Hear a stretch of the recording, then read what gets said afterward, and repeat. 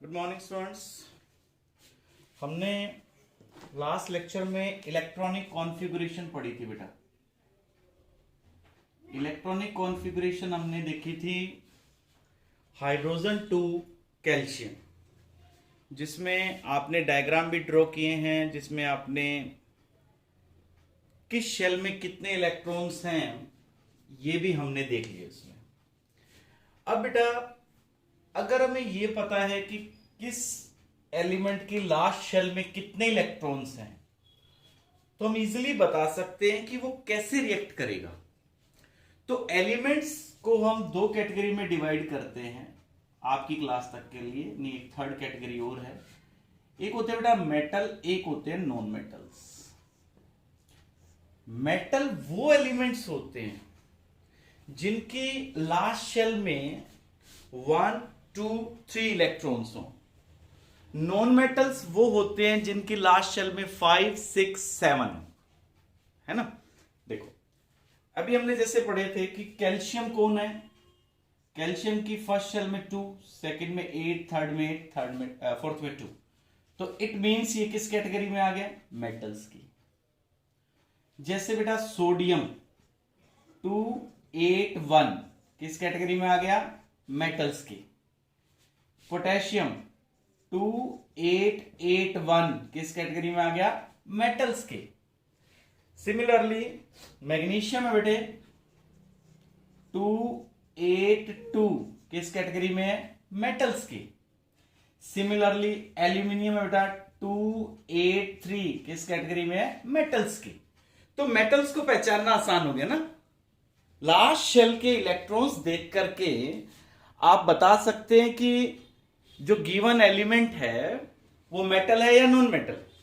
अब जैसे non metal की साइड आते हैं, फ्लोरीन 27, तो मैंने आपको बताया ना जिसकी लास्ट शेल में 5, 6 और 7 हो, ये 2, 3, 4 हो, सॉरी 1, 2, 3 4 वाले अदर कैटेगरीज में आगे हम हायर क्लासेस में देखेंगे। अभी आपकी क्लास तक बहुत ही इजी मेथड है समझने के लिए कि 1, 2, 3 हो तो मेटल, 5, 6, 7 हो तो नॉन मेटल। ये देखो बेटा जैसे इसके 7 है नॉन मेटल, जैसे ऑक्सीजन है 2, 6 non metal.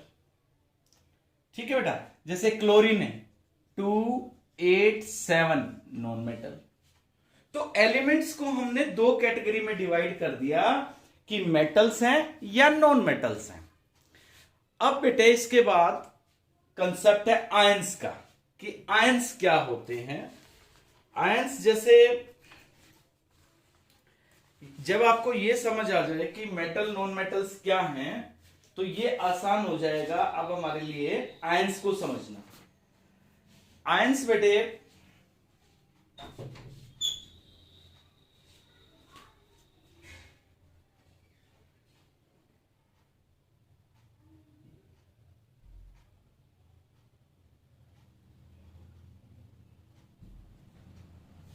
So to understand ions, yes beta, what are ions? Ions का मतलब है कि जब एटम पे चार्ज आ जाए। अब देखो बेटा एक याद रखने का मैं तरीका बता रहा हूं आपको, उसी मेथड को आपने फॉलो करना है। अभी हमने देखा कि मेटल्स कौन है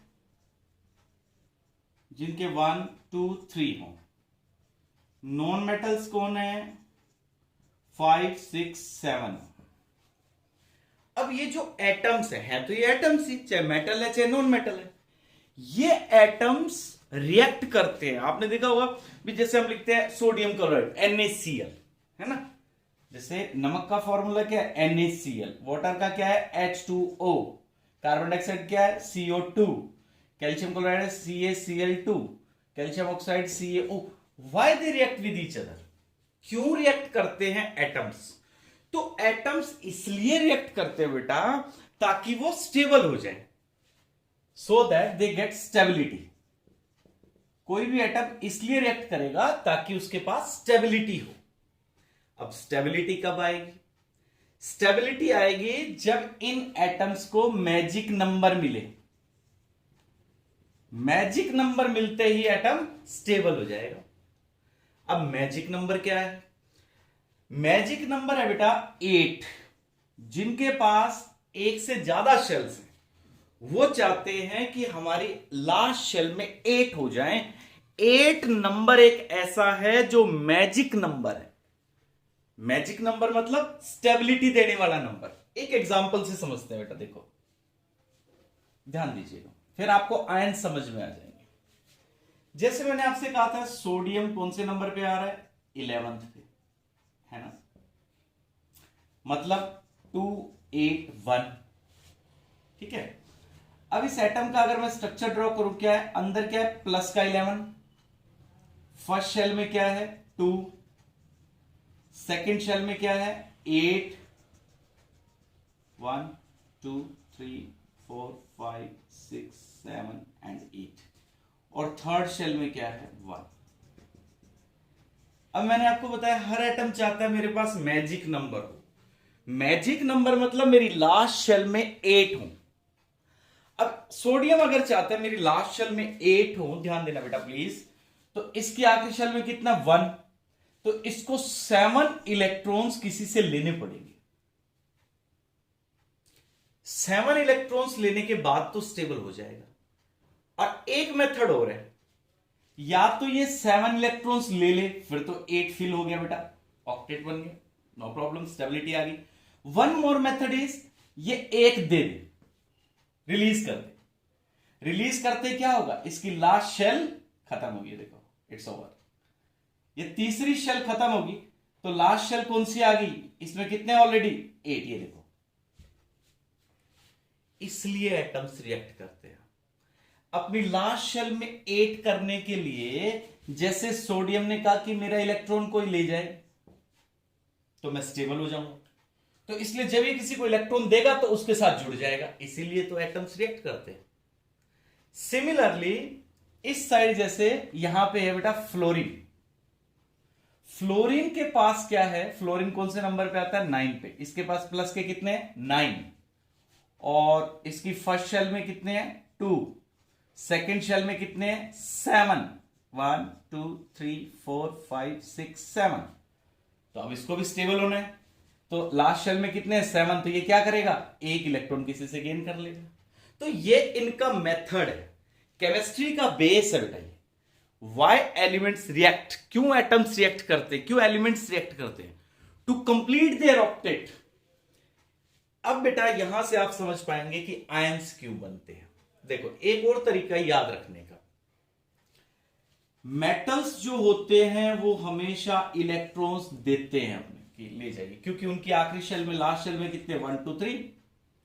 नॉन मेटल्स हमेशा इलेक्ट्रॉन्स को एक्सेप्ट करते, गेन करते, क्योंकि उनकी लास्ट शेल में क्या है? 5 6 7। तो ये इलेक्ट्रॉन्स देने वाले, ये इलेक्ट्रॉन्स लेने वाले, इनके ऊपर हमेशा पॉजिटिव चार्ज आएगा, इन पे नेगेटिव। अभी एक्सप्लेन करूंगा बेटा मैं आपको। तो आयंस क्या होंगे? जब किसी एटम पे चार्ज आ जाए तो उसको हम आयन कहेंगे, पॉजिटिव और नेगेटिव। अब देखते हैं बेटा आयंस में, जैसे अभी दोबारा से हम देख रहे हैं सोडियम। सोडियम आयन का मतलब देखो, सोडियम पहले ये आपका नॉर्मल सोडियम है, इसने ना किसी से कुछ लिया है ना दिया है। इसका इलेक्ट्रॉनिक कॉन्फ़िगरेशन क्या है? 281। लेट इसके न्यूक्लियस में कितने हैं प्रोटॉन्स? 11। अब इसकी फर्स्ट शेल में कितने हैं? 2। सेकेंड शेल में कितने हैं? 8। 1 2 3 4 5 6 7 8। थर्ड शेल में कितने हैं? 1। ठीक है बेटा। इसके पास प्लस के भी 11 है, माइनस के भी 11 है, टोटल चार्ज क्या है? 0। बट फॉर स्टेबिलिटी ये क्या करता है? ये कहता है मेरा एक इलेक्ट्रॉन कोई भी गेन कर ले, तो कोई भी गेन कर ले मतलब न्यूक्लियस में तो अब भी 11 है, और फर्स्ट शेल में कितने हैं? 2। सेकेंड शेल में कितने बेटा? 1 2 3 4 8। ठीक है बेटे। और एक इलेक्ट्रॉन इसने किसी को दे दिया, ले जाओ। अब देखो बच्चे, इसके पास प्लस के भी 11 लेकिन माइनस के कितने हो गए 10, तो नेट क्या आ गया इस पे +1। इसलिए ये देखो सोडियम पे क्या चार्ज लिखते हैं हम +1। ये होता है आयन बेटा। जब भी कोई एटम रिएक्ट करता है वो इलेक्ट्रॉन लूज या गेन जब करता है, तो जब वो लूज करता है तो देखो क्या चार्ज आ रहा है प्लस, और जब वो गेन करेगा तो क्या चार्ज आएगा minus. These are called as ions. ये पॉजिटिव आयंस, प्लस वाले आयंस किसके बनेंगे, मेटल्स के। याद रखिएगा, मेटल्स हमेशा इलेक्ट्रॉन्स देते हैं, डोनेटर है वो हमेशा अपने इलेक्ट्रॉन्स, लास्ट शेल के इलेक्ट्रॉन्स को जैसे किसी से रिएक्ट करेंगे वो इलेक्ट्रॉन को डोनेट कर देंगे। अब सेकंड देखते हैं बेटा, नॉन मेटल क्या करता है। अभी जैसे मैंने आपको बताया था, नॉन मेटल को भी स्टेबिलिटी चाहिए, मेटल्स को भी चाहिए तो ऑब्वियसली नॉन मेटल को भी चाहिए। तो non metal like fluorine, fluorine का एग्जांपल लेके चलते हैं। फ्लोरीन किस क्वेश्चन पे, 9th पे। तो देखो बेटा, इसके पास क्या है प्लस के 9, फर्स्ट शेल में कितने बेटा 2, सेकेंड शेल में कितने बेटा 7। ये देखो 2 3 4 5 6 7, ठीक है बेटे। अब इसके पास 7 है, तो इसको स्टेबिलिटी के लिए क्या चाहिए, एक इलेक्ट्रॉन किसी से लेगा ये, चाहे कोई भी दे, चाहे सोडियम दे, चाहे मैग्नीशियम दे, चाहे एल्यूमिनियम दे। तो जैसे ही एक इलेक्ट्रॉन गेन करेगा, अच्छा पहले जब तक इसने इलेक्ट्रॉन गेन नहीं किए थे इसके पास प्लस के भी 9 थे, माइनस के भी 9 थे, नेट क्या था 0। जैसे इलेक्ट्रॉन गेन किया, आप देखो बेटा प्लस के तो 9 है ही, फर्स्ट शेल में कितने हो गए बेटा 2, सेकेंड शेल में अब कितने हो जाएंगे देखो 1 2 3 4 5 6 7, तो इसके खुद के ही थे, एक इलेक्ट्रॉन इसने किसी और से ले लिया। तो अब देखो प्लस के 9 और माइनस के कितने हो गए 10, इसलिए चार्ज क्या आ गया -1। तो फ्लोरीन पे क्या चार्ज होगा -1 का। तो माइनस के चार्ज वाले जो होंगे वो क्या होंगे नॉन मेटल्स, और प्लस के चार्ज वाले जो होंगे वो क्या होंगे मेटल्स। क्यों चार्ज आया, क्यों आयंस बने, ये मैंने आपको एक्सप्लेन किया है। ये बेसिक कंसेप्ट है बेटा, बेसिक कंसेप्ट है कि किसी भी एलिमेंट पे, किसी भी एटम पे हम जब चार्ज लिखते हैं कि ये चार्ज बना है, इसका मतलब क्या है, पॉजिटिव का मतलब लॉस ऑफ इलेक्ट्रॉन्स, नेगेटिव का मतलब बेटा गेन ऑफ इलेक्ट्रॉन्स, ठीक है। तो आयंस, अभी जैसे मैंने आपको बताया दो तरह के आयंस हैं, एक पॉजिटिव और एक बेटा नेगेटिव। पॉजिटिव आयंस कौन बनाता है, मेटल्स बनाते हैं। कैसे बनाते हैं, बाय लॉस ऑफ इलेक्ट्रॉन्स। और नेगेटिव कौन लेता है बेटा चार्ज, नॉन मेटल्स पे नेगेटिव चार्ज आता है। तो ये कैसे आता है, बाय गेन ऑफ इलेक्ट्रॉन्स, ठीक है। अब कुछ एग्जांपल्स देखते हैं। जैसे सोडियम पे क्या चार्ज होता है बेटा, सोडियम पे होता है +1, मतलब ये हमेशा अपना एक इलेक्ट्रॉन डोनेट करता है। मैग्नीशियम पे क्या चार्ज लिखते हैं +2, मतलब 2 इलेक्ट्रॉन डोनेट करता है। एल्यूमिनियम पे बेटा +3, क्योंकि 3 इलेक्ट्रॉन डोनेट करता है। सिमिलरली इस साइड फ्लोरीन पे -1, मतलब 1 इलेक्ट्रॉन गेन किया। जैसे ऑक्सीजन पे -2, जैसे 2 इलेक्ट्रॉन्स गेन किए। जैसे बेटा नाइट्रोजन पे -3 मींस 3 इलेक्ट्रॉन्स गेन किया। जब आप ये समझ लेंगे तब आपको फॉर्मूला समझ आ जाएगा बेटा कि कैसे हम किसी कंपाउंड का फॉर्मूला बनाते हैं। आपकी बुक में पेज नंबर 34 और 35 पे कुछ आयंस के एग्जाम्पल्स दे रखे हैं, वो आपने लर्न करने हैं। जब आप उन आयंस को लर्न कर लेंगे, इसको कहते हैं बेटा इनकी वैलेंसी। ये जो आप ऊपर लिखते हैं ना +1 -1, this is actually valency, electrovalency होती है। तो ये आपको लर्न हो, ये आपको पता हो कि ऑक्सीजन की वैलेंसी कितनी है -2, नाइट्रोजन पे क्या चार्ज आता है -3, सोडियम पे +1, मैग्नीशियम पे +2, एल्यूमिनियम पे +3। तब आपको केमिकल फॉर्मूला बनाना आ जाएगा। बहुत ही आसान है बेटे जब आप ये वैलेंसीज लर्न कर लेंगे। जैसे वैलेंसीज है बेटा, ये जो मैंने आपको बताया आपकी बुक में भी वही है, सोडियम, मैग्नीशियम, एल्यूमिनियम। अच्छा, इसके बाद आपकी बुक में एक और दी हुई है कैल्शियम। कैल्शियम पे क्या वैलेंसी है +2। इसके बाद है बेटा जैसे हाइड्रोजन, हाइड्रोजन पे है बेटा +1। इसके बाद है बेटा जैसे कॉपर Cu+2। सिमिलरली जैसे आयरन फेरस +2। इसके बाद बेटा जैसे जिंक, जिंक पे +2। जैसे अमोनियम +1। ये तो हो गए पॉजिटिव वाले। नेगेटिव वाले भी आपके बुक में दिए हुए हैं, जैसे क्लोरीन पे क्लोराइड बन जाएगा, ये -1 हो जाएगा। सिमिलरली ऑक्सीजन पे। अच्छा यहां एक चीज और देखो, वैसे तो हम इसको Cl को क्या कहते हैं, क्लोरीन। जब आपने सिंबल लर्न किए तो मैंने क्या बताया, इसको क्या कहेंगे, क्लोरीन। बट जब इस पे चार्ज आता है ना बेटा, तो इसको क्लोरीन के बजाय चार्ज के बाद हम इसको थोड़ा सा नाम बदलते हैं, क्लोराइड, आइड लग जाता है पीछे। ऑक्सीजन, वैसे तो को क्या कहते हैं, oxygen, but here it becomes oxide. Similarly OH, OH पे -1 हो तो हाइड्रोक्साइड।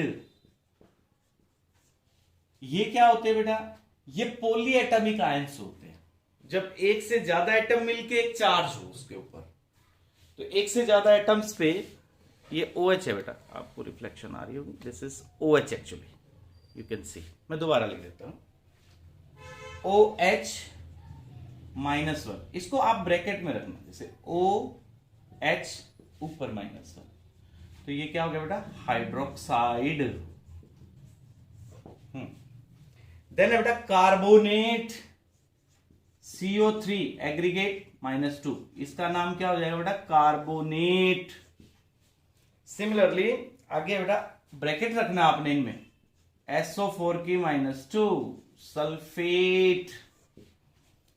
देन है बेटा NO3 -1, ब्रैकेट में रखते जाना है। जो पोली एटॉमिक होते हैं ना, इनको आपने ब्रैकेट में रखना ताकि गलती नहीं होगी आपसे, मिस्टेक्स नहीं होंगे बेटे। NO3 -1, इसको क्या कहते हैं बेटा, नाइट्रेट। सिमिलरली नेक्स्ट है बेटा एसीटेट, CS3 COO ब्रैकेट -1, इसका नाम होता है बेटा acetate ion. Acetate ion, minus का मतलब गेन ऑफ इलेक्ट्रॉन हुआ इसके पास, प्लस का मतलब लॉस ऑफ इलेक्ट्रॉन्स।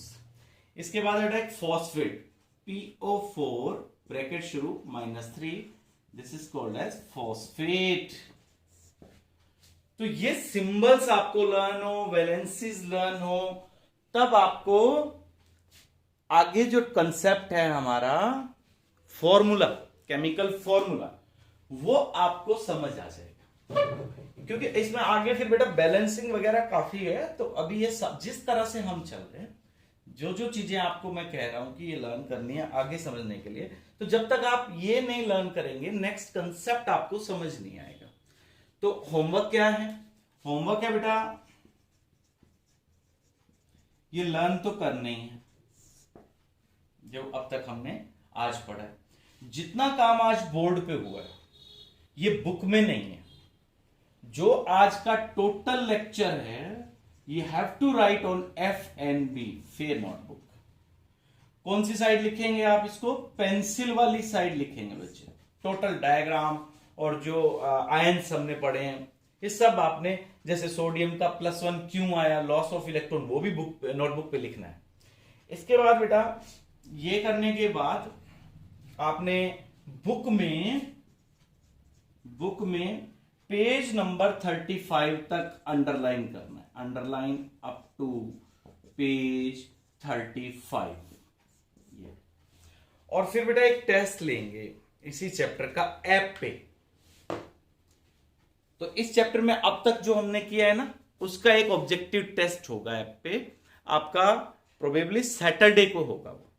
तो आप अपनी तैयारी रखिएगा इसके लिए, ठीक है। थैंक यू बेटा, हैव अ नाइस डे।